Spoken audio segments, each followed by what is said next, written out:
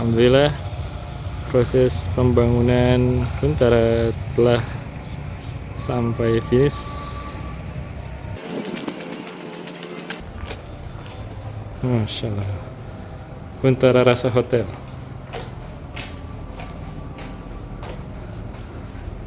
Kita main kejar-kejaran.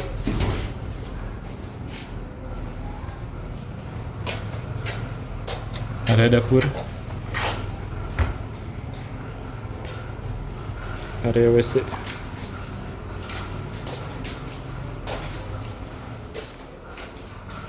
Cianjur Bangkit.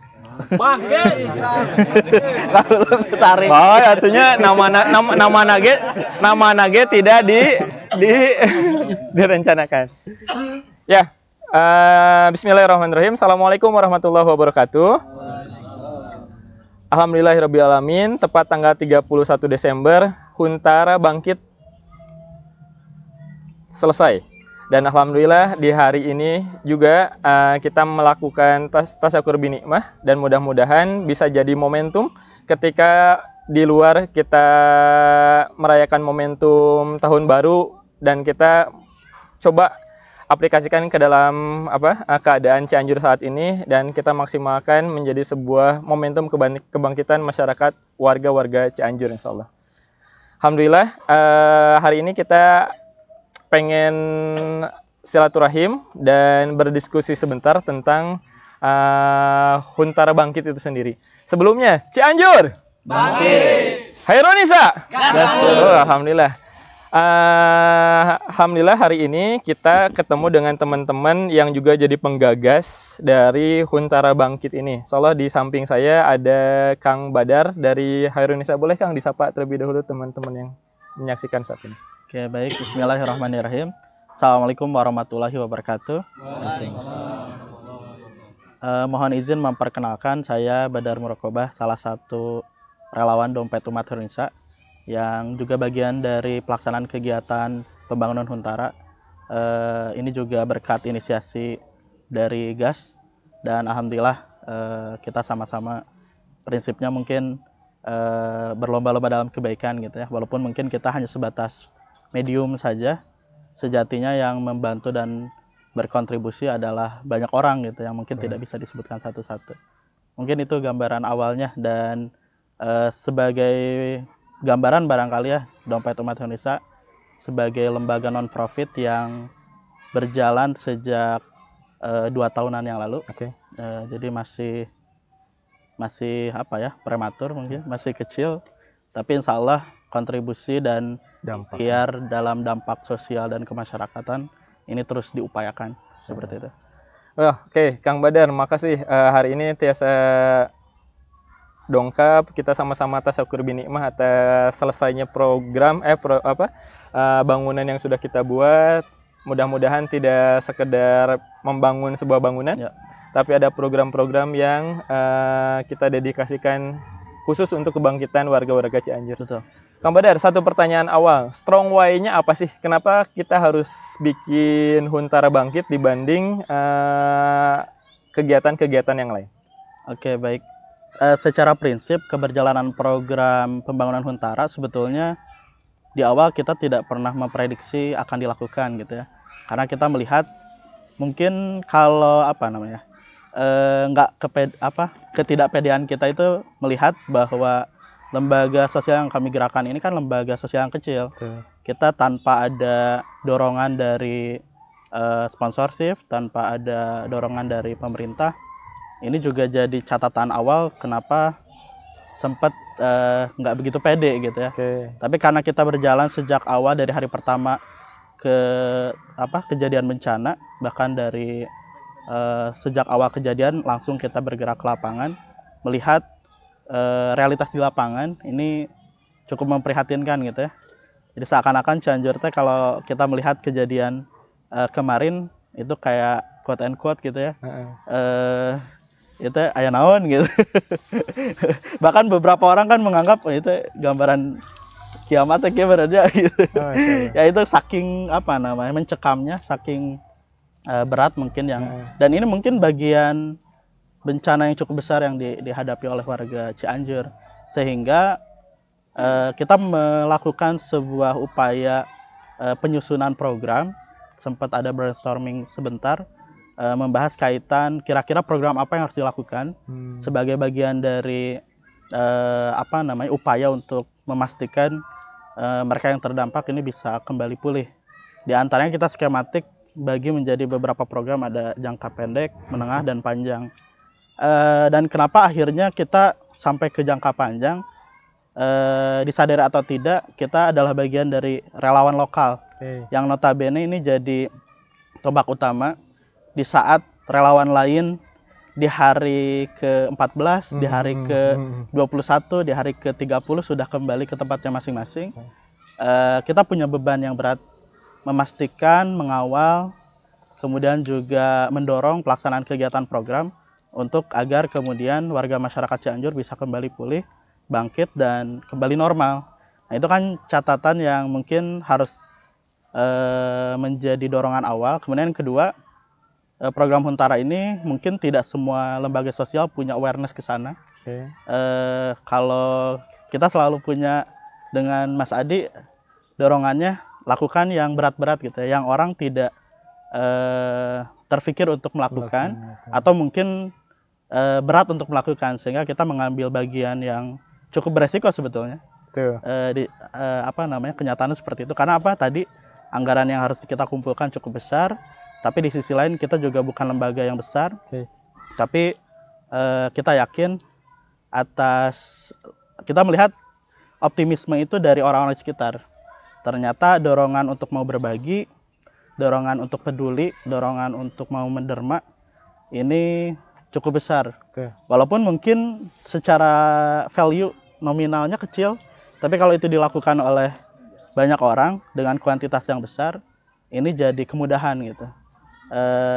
Kita banyak menemukan fenomena menarik gitu ya di lapangan.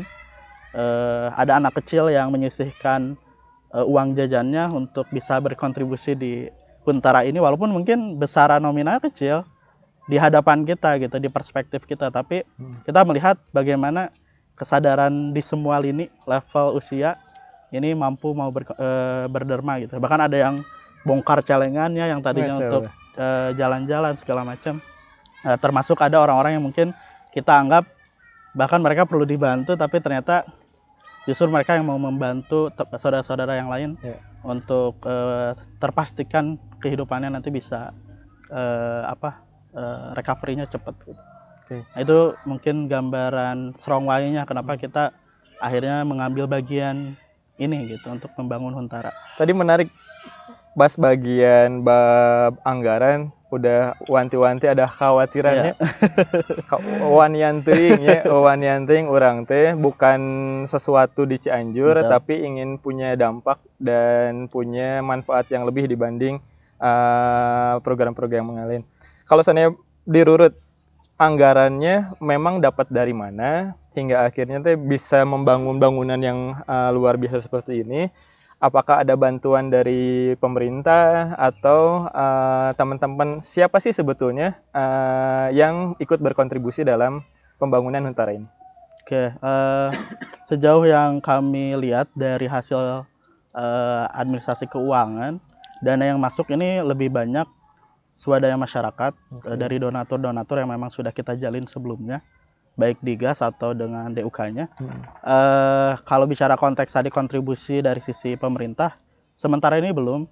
Tapi insya Allah kita optimis, karena kita berharap ini bagian dari project pilot barangkali ya, gambaran. Jadi kita sebetulnya kenapa akhirnya tetap kekeh membangun Huntara ini, dorongannya lebih kepada harapan setelah terbentuk Huntara ini, ini bisa jadi inspirasi untuk banyak pihak, baik dari pemerintah atau non-pemerintah, lembaga sosial, atau barangkali para donatur yang punya keinginan untuk berkontribusi tapi bingung mau alokasinya kemana. Nah, ini bisa jadi gambaran awal, bisa jadi prototipe awal bahwa oh iya bisa loh pembentukan Huntara senyaman ini, selayak ini, seideal ini gitu ya.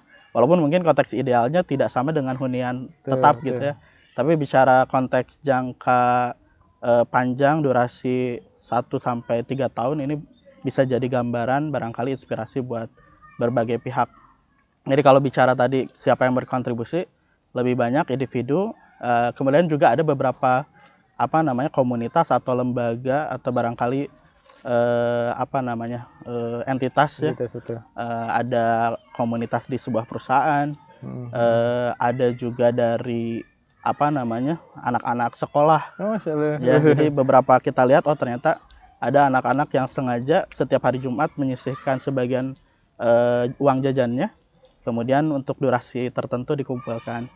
Kemudian juga ada dari yayasan gitu ya. Jadi macam-macam memang, tapi lebih banyak justru dari individu.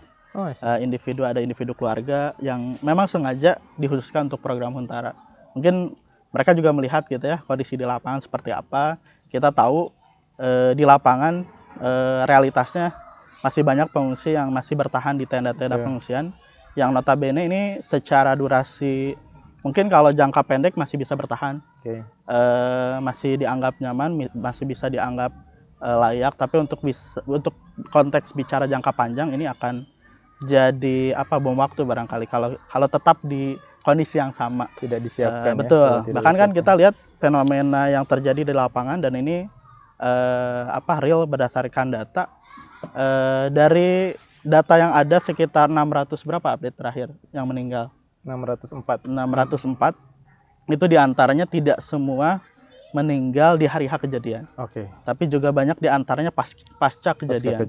Jadi karena kondisi tenda yang tidak layak, kemudian sanitasi, kaitan kenyamanan, kesehatan dan seterusnya, ini jadi salah satu faktor akhirnya banyak juga korban meninggal pasca kejadian gitu, karena kondisi keadaan tempat yang tidak layak. Apalagi kalau hari ini Cianjur beberapa waktu ke belakang intensitas curah hujannya tinggi, kemudian angin juga cukup besar, sehingga ini tidak proper untuk anak-anak, kemudian lansia, bahkan untuk usia dewasa normal juga mungkin untuk jangka waktu yang panjang kita agak khawatir ini akan beresiko fatal ke depan. Mungkin itu, Kang. Ngobrolin tadi anggarannya, kita masih banyak space kosong nih. Ya, betul. Buat sahabat-sahabat relawan semuanya, baik itu relawan maupun donatur yang ada dimanapun Anda berada. Bahkan kalau tadi saya ngobrol sama salah satu teman kerelawanan juga, kalau bahasannya dengan menjual Huntara yang sudah ada ini, kita bisa membuat Huntara-Huntara yang lain. Kita berkenan kok untuk menjual Huntara ini di labeling instansi apa gitu quote and quote ya. Betul. Hingga akhirnya kita bisa membuat Huntara-Huntara yang lain untuk warga-warga yang lain seperti itu. Kang, pertanyaan yang lebih menariknya, ini teh buat berapa warga yang bisa tertampung, dan kedepannya akan membangun Huntara lagi atau seperti apa? Oke, baik. Mungkin sebagai gambaran ya, konsep awal kita juga melewati banyak proses panjang dengan tim developer. Sempat konsep awalnya sistem barak, karena kita ingin menampung lebih banyak orang karena kondisi hari ini yang relatif darurat ya. Tapi di sisi lain kita melihat berjalannya waktu, ternyata salah satu persoalan yang dihadapi oleh para pengungsi ini bicara konteks privacy.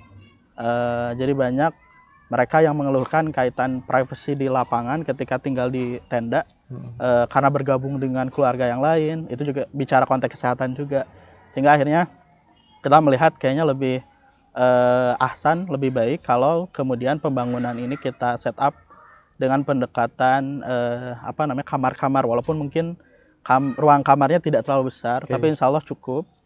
Jadi kita targetkan satu Huntara ini, sebenarnya ini setengah modul ya.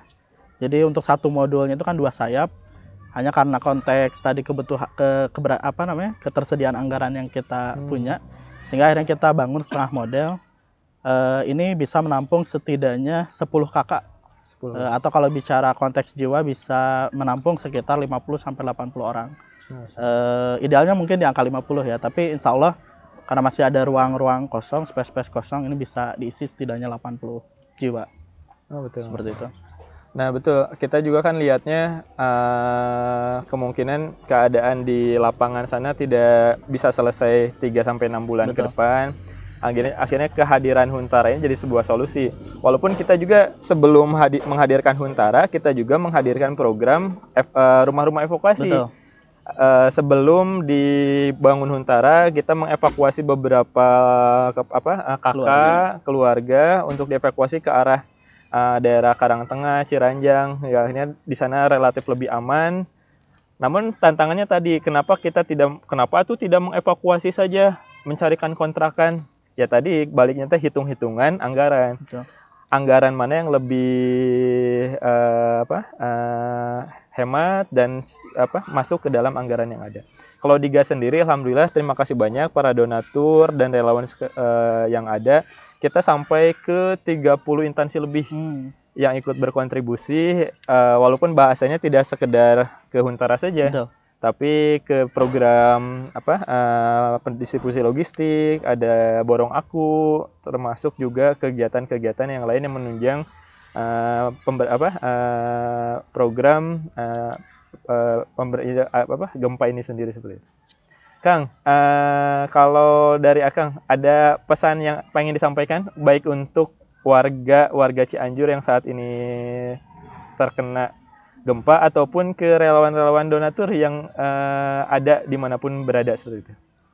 Oke, mungkin tadi ya kita di awal agak flashback lagi dengan pembahasan awal bahwa ini langkah yang kita bangun sebagai gambaran agar kemudian nanti siapapun yang ingin berkontribusi membantu pulihnya Cianjur bisa melihat dari sisi prioritas mana yang harus didahulukan untuk konteks hari ini gitu ya.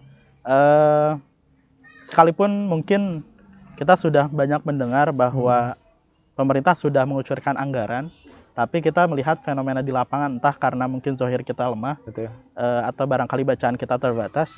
Tapi kalau kita melihat di lapangan masih banyak yang butuh bantuan gitu ya. Mereka tidak bisa mengandalkan semata-mata bantuan dari pemerintah, sehingga langkah konkret yang bisa kita bangun lewat usaha-usaha dan ikhtiar yang kita bangun ini masih sangat dibutuhkan gitu ya. Sekalipun mungkin kondisi daruratnya sudah dicabut beberapa hari yang lalu gitu ya. Tapi kita bahkan beberapa hari yang lalu kita masih terus, bahkan per hari ini masih terus ke lapangan. Itu cukup miris gitu ya, quote and quote seperti kembali ke awal gitu ya. Ada masih banyak kebutuhan-kebutuhan yang belum tercukupi. Dan yang paling urgent bicara tentang hunian. Ini hunian sangat-sangat prioritas, sehingga barangkali gitu ya teman-teman di luar sana yang masih bingung pengaliran dana programnya mau ke program mana saja, ini bisa jadi salah satu gambaran. Karena mungkin kita juga perlu sampaikan tanah-tanah yang sudah kita targetkan untuk bisa terbangun Huntara ini sudah cukup banyak calon-calonnya gitu ya. Tanahnya banyak, baik HGP atau wakaf, bahkan ada beberapa yang semata-mata mewakafkan gitu ya.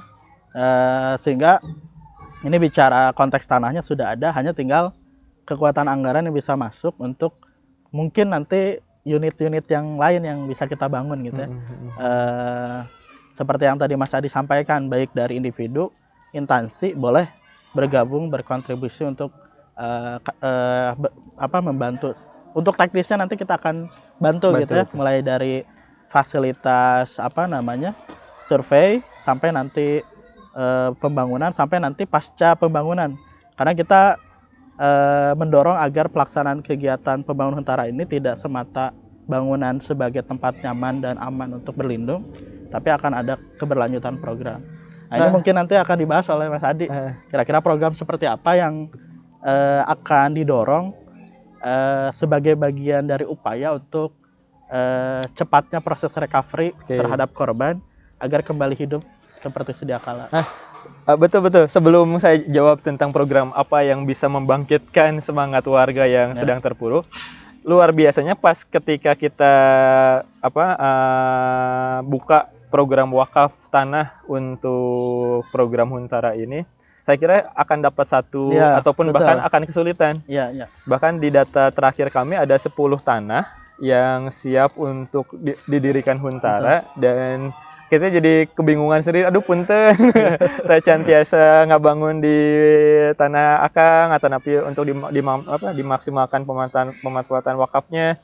Hingga kita juga membuka ladang amal tersebut, dan mudah-mudahan bisa jadi lebih maksimal lagi secara manfaat pemaksimalan tanah wakafnya seperti itu. Nah, betul juga tadi apa yang dikatakan Kang Badar, kita tidak hanya sekedar membuat sebuah bangunan saja, tapi kita buat program juga. Masyarakat atau warga yang datang ke sini dalam keadaan tidak berdaya harus kembali dalam keadaan berdaya, harus kembali dalam keadaan bangkit.